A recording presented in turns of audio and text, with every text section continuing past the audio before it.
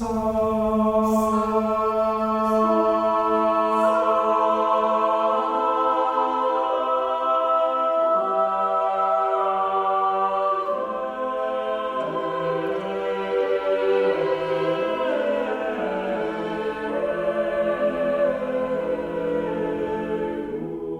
Elizabeth I by Elizabeth Jenkins. When Henry VIII died in January 1547, the most remarkable beings left in the realm were three pale and close-lipped children. One was his daughter Elizabeth by his second wife Anne Boleyn.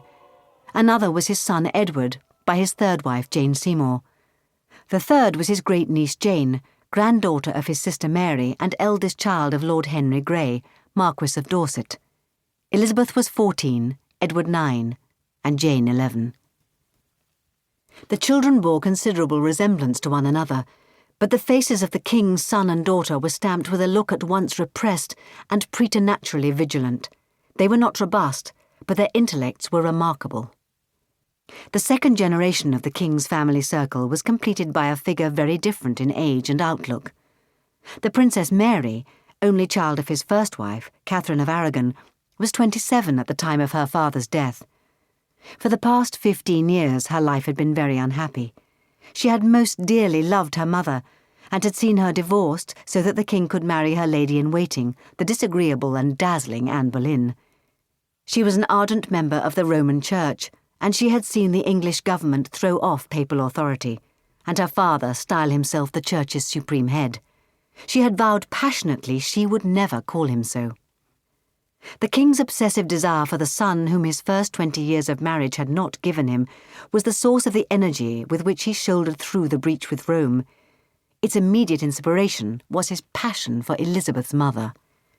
Thin, black-eyed, excitable, tart and witty, Anne Boleyn made gentleness and amiability appear insipid. The French ambassador, Du Bellay, said that the king's infatuation for her was such that only God could abate his madness. For 6 years she refused to gratify his passion, keeping the lustful and domineering king in a white heat of desire. When the divorce was all but accomplished, she yielded to him, and the marriage was performed secretly that the coming child might be the heir to its father's throne. Her child proved to be a girl, and from that hour her influence began to wane.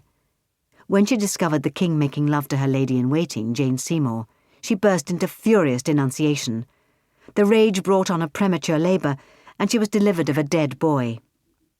In Sir John Neale's words, she had miscarried of her saviour. On May the 19th, she was beheaded on Tower Green, a few minutes before noon. Her reckless behaviour had provided ample means to destroy her.